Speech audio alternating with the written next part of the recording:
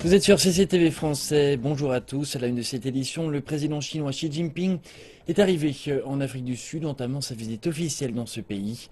Cette visite est effectuée à la requête du président sud-africain Jacob Zuma, que M. Xi rencontrera mercredi à Pretoria pour des discussions. Le président Xi doit également participer à des réunions à haut niveau, mais aussi ministérielles lors du 6e forum sur la coopération sino-africaine, qui se déroule mercredi et jeudi. Et à compter de vendredi, le président chinois et les dirigeants africains tiendront 2 journées d'entretien à Johannesburg, alors que le continent cherche à garantir davantage d'investissements venant de Chine. La Chine a établi des liens diplomatiques avec le Zimbabwe le jour même de la déclaration d'indépendance du pays en 1980. Au cours des 35 dernières années, la coopération entre la Chine et le Zimbabwe a été étendue à de nombreux domaines. Alors que ce sont les infrastructures qui ont reçu le plus d'investissements, la coopération dans des domaines tels que les médias et le tourisme a également connu un vrai développement. La visite du président chinois Xi Jinping dans le pays devrait faire avancer la coopération bilatérale. Une visite pour promouvoir davantage les relations entre la Chine et le Zimbabwe. Les diplomates affirment que cette visite est d'une grande importance et qu'elle apportera un nouvel élan au développement des liens bilatéraux. Le Zimbabwe est le seul pays auquel le président Xi rendra une visite spéciale pendant son voyage en Afrique. Cela montre bien que le président Xi, et à travers lui la Chine, attache une grande importance aux relations sino-zimbabwéennes. Le Zimbabwe exprime également son plus grand intérêt pour la visite du président Xi. Le président Mugabe a donné des instructions pour que la délégation chinoise soit reçue avec tous les honneurs afin d'exprimer l'amitié et l'enthousiasme du Zimbabwe envers le président Xi et le peuple chinois. Depuis que les liens diplomatiques ont été établis en 1980, le gouvernement chinois a offert au Zimbabwe plus de 50 lots d'aide matérielle, environ 15 projets de coopération technique et des dizaines de projets de construction. En 2013, la Chine a envoyé au Zimbabwe son premier véhicule de diffusion télévisuelle afin d'aider le pays à mettre en place sa propre télédiffusion. Les personnels de la station de télévision sont très fiers quand ils ont des amis européens qui travaillent à la radio et à la télévision. Ils vont montrer à leurs amis le véhicule d'assistance offert par la Chine. Ils vont également me présenter ainsi que des amis chinois. Nous sommes très fiers. L'aide est une motivation pour permettre une compréhension mutuelle, pour que nous puissions nous comprendre et nous faire confiance. C'est sur cette base que nous pourrons promouvoir le commerce, la coopération et le développement. Avec cette motivation, nous favorisons le commerce et nous entretenons un rapport gagnant-gagnant. Au cours de sa visite, le président Xi Jinping a été témoin de la signature de nombreux accords avec les dirigeants zimbabwéens. Des accords qui vont guider le développement des relations bilatérales dans le futur. Le Zimbabwe, avec un taux d'alphabétisation de plus de 90%, peut compter sur un solide système d'éducation. Il y a eu quelques défis dans le maintien de ces normes élevées ces derniers temps. Mais avec l'aide de la Chine, le pays devrait reprendre sa place et permettre à sa jeunesse de se développer encore davantage. Reportage. La langue, c'est une des meilleures façons de cimenter les relations entre deux pays et d'ouvrir des portes à leurs cultures respectives. Des centaines de Zimbabwéens apprennent le chinois, la majeure partie d'entre eux à l'Institut Confucius de l'Université du Zimbabwe.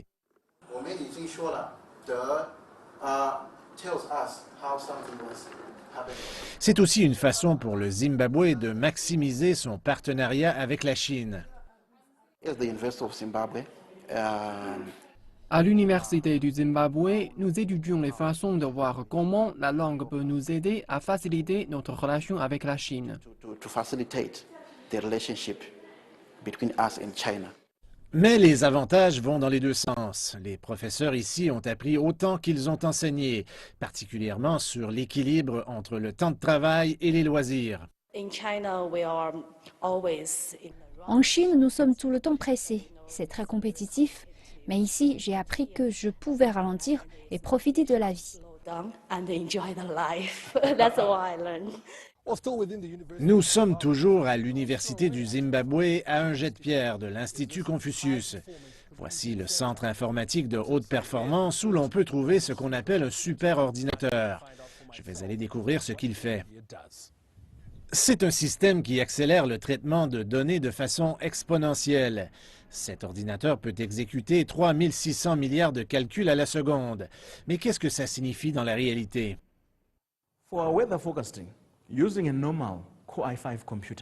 Pour nos prédictions météo, un ordinateur normal mettrait 30 heures à faire les calculs des données satellites.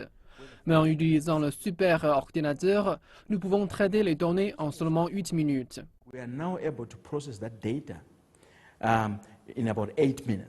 Cela améliorera la production agricole et permettra de fournir des avertissements en cas de désastre comme les sécheresses ou les inondations.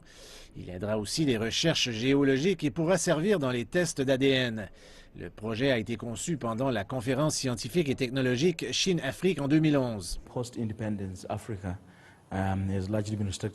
Après la décolonisation, l'Afrique s'est concentrée sur le développement agricole et l'aide étrangère visait principalement les problèmes alimentaires.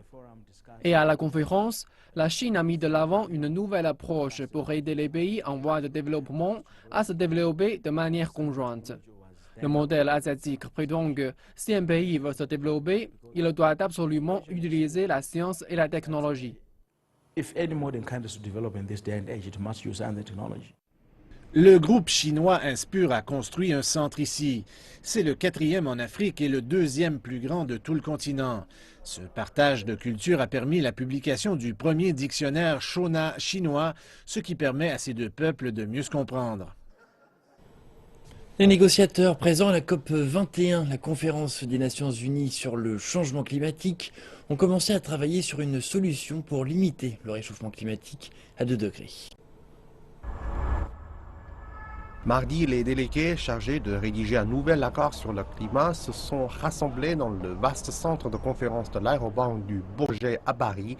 Au total, 195 pays participent au processus de négociation, chacun avec ses priorités et ses contraintes, ce qui a par le passé rendu un consensus impossible.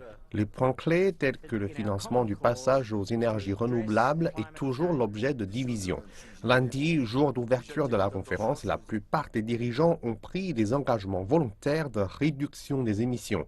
Le président chinois Xi Jinping a souligné l'importance de la différenciation des responsabilités. L'accord de la conférence de Paris devra prendre en compte les situations nationales de différents pays et mettre l'accent sur les résultats concrets.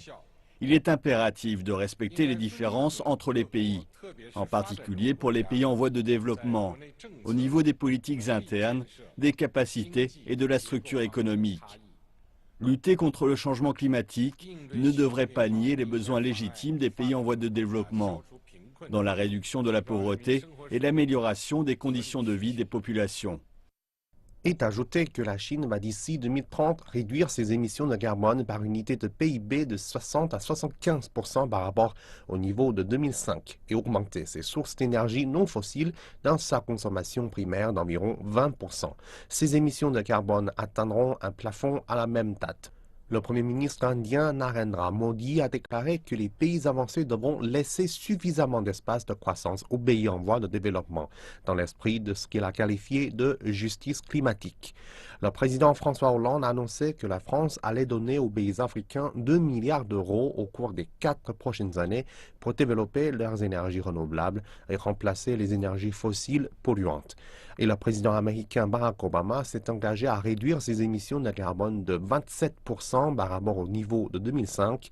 Obama a été accompagné d'entrepreneurs et de philanthropes, parmi lesquels Bill Gates pour lancer l'initiative Mission Innovation. Il espère galvaniser les entreprises privées pour améliorer les avancées technologiques dans la production d'énergie propre. Le bond en avant va nécessiter plus que des engagements d'aide au développement de la part des gouvernements. Il va nécessiter de la part du secteur privé des efforts et un engagement envers l'innovation et le capital pour continuer à réduire les coûts des énergies propres à travers le monde. C'est pourquoi nous annonçons ici, aujourd'hui, Mission Innovation. Les États-Unis, la France, l'Inde et 17 autres pays ont également promis de doubler les 10 milliards de dollars collectivement dépensés en recherche dans les énergies propres au cours des 5 prochaines années, mettant ainsi l'accent sur le rôle de la technologie dans la lutte contre le changement climatique. Il y a beaucoup de pression sur les dirigeants de la planète pour qu'ils concluent à Paris un accord visant à réduire les progressions des changements climatiques. Cet accord va sûrement accorder une place importante aux énergies renouvelables. L'Agence internationale de l'énergie estime que l'énergie solaire deviendra la principale source d'électricité d'ici à 2050. Avec plus de 300 jours d'ensoleillement, ce n'est peut-être pas une surprise que l'Espagne ait adopté l'énergie solaire. Le secteur contribue déjà presque 5% des besoins en énergie de l'Espagne. Une des raisons qui explique cela, c'est la centrale Gemma Solar Telma Solar en Andalousie. Elle utilise environ 2650 héliostats, des miroirs commandés par ordinateur pour refléter la lumière du soleil sur la tour centrale. Des sels fondus sont alors chauffés à presque 300 degrés Celsius, produisant la vapeur qui génère l'électricité. C'est une centrale énorme. Sa superficie est équivalente à environ 250 terrains de football. Mais ce n'est pas le chiffre le plus intéressant. La centrale est capable de fournir de l'énergie à 27 000 maisons et a contribué à une réduction des émissions de CO2 de 30 000 tonnes par an. Mais peut-être l'aspect le plus impressionnant de la centrale qui appartient à Torresol et qui a été développée par Sener, c'est le système de stockage qui permet de continuer à produire de l'électricité pendant 15 heures sans lumière du soleil. La centrale peut donc continuer à opérer pendant la nuit ou pendant le temps nuageux. Cela rend aussi l'énergie solaire plus facilement gérable et capable de répondre aux demandes. Le travail est maintenant en cours sur une centrale semblable au Maroc qui est 5 fois plus grande. Cette capacité à stocker l'énergie solaire pendant de plus longues périodes de temps permet à ce secteur de voir plus loin. Mais certains remettent toujours en question si les énergies renouvelables pourront vraiment remplacer l'énergie nucléaire et les combustibles fossiles.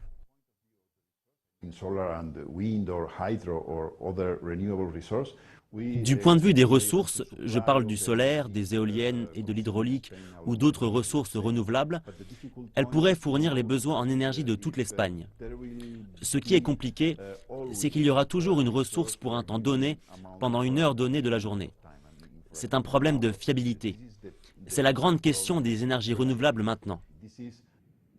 La technologie n'est pas bon marché. Cette centrale a coûté 200 millions d'euros. Et plusieurs critiques se demandent si le retour d'énergie est suffisant. Mais les coûts sont en chute libre et on s'attend à ce que l'efficacité s'améliore. Au cours des 10 dernières années, l'énergie solaire a énormément progressé. Et que nous réserve l'avenir? Nous allons nous concentrer sur l'amélioration de la performance et sur les résultats, de sorte que nous puissions rivaliser avec l'énergie conventionnelle. En termes de baisse des coûts d'investissement surtout, il faut examiner les sommes impliquées et améliorer l'efficacité. En raison de l'énorme pression qui repose sur les épaules des dirigeants de la planète pour trouver des solutions au changement climatique, l'énergie solaire va sûrement jouer un rôle prépondérant pour garantir un avenir meilleur. Et tandis que les dirigeants mondiaux se réunissent à Paris afin de conclure un accord visant à lutter contre le changement climatique, des millions de personnes subissent les effets d'un phénomène climatique particulier surnommé El Niño.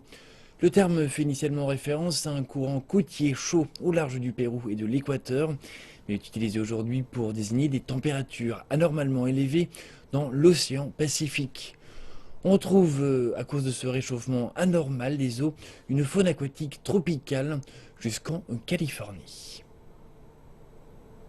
Le phénomène El Niño représente désormais plus qu'une augmentation de la température des eaux dans le Pacifique.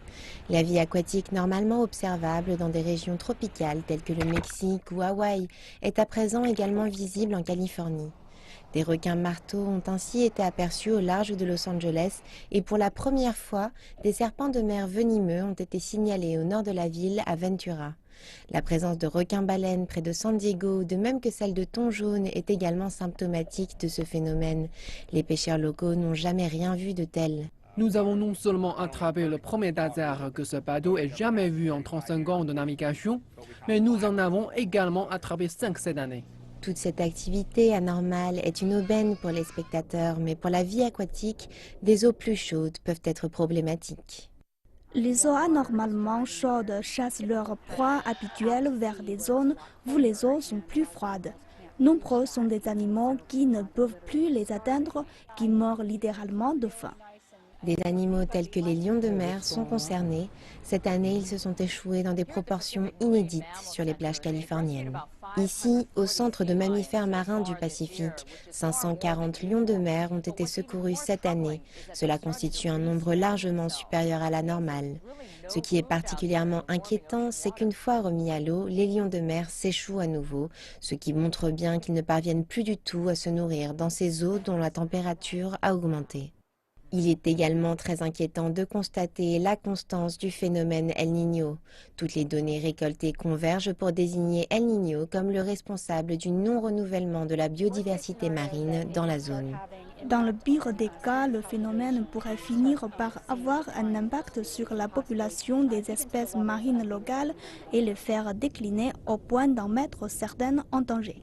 Si la mort de crabes en masse plus tôt cette année est annonciatrice de ce qui est à venir, El Niño pourrait à terme menacer plus d'une espèce dans les eaux californiennes.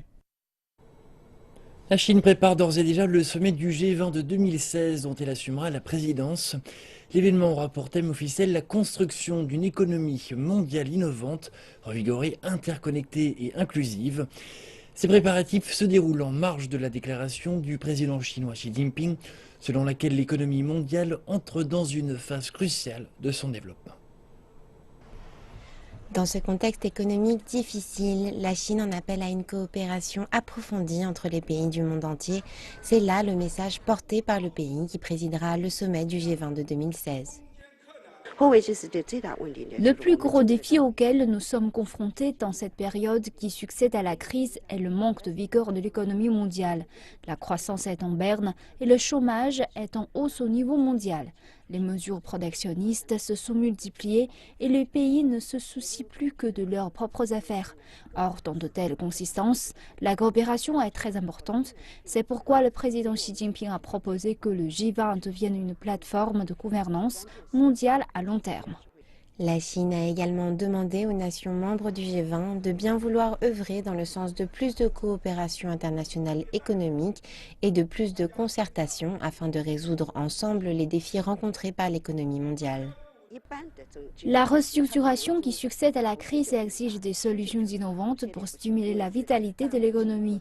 Le principe d'interconnectivité signifie ouverture et coopération et l'inclusivité implique plus de concertation entre les pays. Tout cela est en accord avec les objectifs du 13e plan quinquennal. Le sommet du G20 de 2016 se tiendra en septembre prochain dans la ville de Hangzhou à l'est de la Chine. Les experts observent que la présidence de la Chine pour 2016 témoigne d'une part de la confiance que la communauté internationale accorde au pays et d'autre part de la volonté de la Chine de s'impliquer davantage dans les affaires mondiales. Les ministres des Affaires étrangères des membres de l'OTAN, l'organisation du traité de l'Atlantique Nord, ont invité le Monténégro à rejoindre l'Alliance militaire réunie autour des États-Unis. Au siège à Bruxelles, le secrétaire général de l'OTAN, Jens Stoltenberg, a demandé au ministre des Affaires étrangères de bien vouloir applaudir ce qu'il a désigné comme une très belle alliance. Le Monténégro va devenir le 29e membre de l'organisation. Le ministre monténégrin des Affaires étrangères a salué une décision qui est, selon lui, révélatrice des efforts de modernisation de son pays. Le président du Conseil de la Fédération russe a fait part de l'intention de la Russie de mettre fin à tous ses programmes communs avec le Monténégro si le dernier rejoint l'OTAN. Et la crise entre Moscou et Ankara ne se calme pas. Des tensions sont vives depuis que la Turquie a battu un avion de combat russe qui aurait pénétré son espace aérien. Désormais, après la réunion de l'OTAN à Paris, le Premier ministre turc Ahmet Davutoglu a montré que les autorités turques ne céderont pas malgré les lourdes sanctions russes. Il est évident que de nombreuses industries vont en souffrir, et particulièrement le tourisme. Depuis qu'un de ces avions de combat a été abattu le 24 novembre dernier, Moscou a utilisé des moyens économiques pour punir la Turquie et a particulièrement visé le tourisme. La Russie a interdit aux entreprises sur son territoire de vendre des séjours touristiques en Turquie. En janvier, l'accord d'exemption de visa sera annulé, tandis que les compagnies aériennes commerciales devront suspendre leurs vols entre les deux pays. Cela pourrait être dévastateur pour la Turquie. D'après le gouvernement, plus de 4,5 millions de Russes ont visité le pays l'an dernier, apportant ainsi à l'économie turque environ 4 milliards de dollars américains. Dans le centre-ville d'Antalya, une des destinations préférées des touristes russes qui visitent la Turquie, les entrepreneurs sont très inquiets de la façon dont la crise entre Ankara et Moscou pourrait les affecter. Nous vendons des petits déjeuners et en ce moment, nous ne sommes pas très occupés. D'habitude, à cette heure, nous sommes pleins. La moitié de ce qui est ici serait vendu et les produits frais seraient déjà dans les assiettes. Mais comme vous pouvez le voir, aujourd'hui, c'est calme. Je suis directement affecté par ce conflit. Le directeur général d'une des chaînes d'hôtels les plus importantes d'Antalya insiste sur le fait que les Russes ne viennent pas ici seulement pour les vacances. Nous sommes aussi devenus une destination de choix pour les voyages d'affaires. Antalya est devenu un lieu de rendez-vous. De nombreuses entreprises tiennent des réunions ici et tout spécialement dans des hôtels du centre-ville comme c'est le cas du nôtre. C'est un avantage. Bien que beaucoup de citoyens turcs soutiennent l'action militaire du gouvernement contre ce qui est perçu comme une violation de l'espace aérien, certains considèrent qu'il s'agit d'une provocation des autorités turques. Je n'aime pas entendre cette histoire d'avions abattus. Ceux qui investissent dans la guerre terminent dans la souffrance. Pour moi, c'est comme si on poussait le pays dans la guerre. Alors que ni Poutine ni Erdogan ne semblent vouloir céder, et alors qu'une rencontre entre les deux dirigeants à Paris en marge du sommet sur le climat ne s'est pas produite, on voit mal comment ce conflit pourrait rapidement prendre fin. Une fois de plus, il est probable que les premières victimes de ce conflit seront les citoyens des deux pays. Aux États-Unis a eu lieu l'événement commercial le plus important de l'année, le Black Friday ou Vendredi fou, et c'est le marché de l'automobile qui semble en avoir le plus profité. Le Black Friday ou Vendredi fou a fait du bien au secteur automobile. Les ventes d'automobiles en novembre ont augmenté grâce aux promotions de fin d'année qui ont été prolongées jusqu'en novembre. Les ventes de l'industrie devraient augmenter pour atteindre environ 18 millions de véhicules sur une base annuelle. Et alors que la frénésie des vacances a aidé, les affaires n'ont pas été exceptionnelles. Il y a eu beaucoup de communication, beaucoup de marketing qui ont poussé les gens à penser que c'était le bon moment pour acheter. Je ne veux pas dire qu'il n'y avait pas de bonnes affaires, mais je pense que la publicité a été très puissante. Monsieur Brower a dit qu'un financement plus accessible a donné un coup d'accélérateur grâce à des prêts de longue durée et des contrats de leasing ou crédit bail. La plupart des analystes prévoient désormais que les ventes de 2015 aux États-Unis devraient atteindre le record de 17,35 millions de véhicules, un record établi en 2000 d'après le Bureau d'analyse économique américain. Les ventes totales de GM, détail et flotte comprises, ont augmenté de 1,5%. La hausse s'est faite sur les SUV alors que les ventes de berlines ont baissé. Par exemple, les ventes de sa petite voiture Cruze ont chuté de 30%. Les ventes de Ford ont-elles augmenté de 0,4% sur le mois. Et Fiat Chrysler a enchaîné son 68e mois consécutif de ventes profitables année après année avec une hausse de 3% en novembre.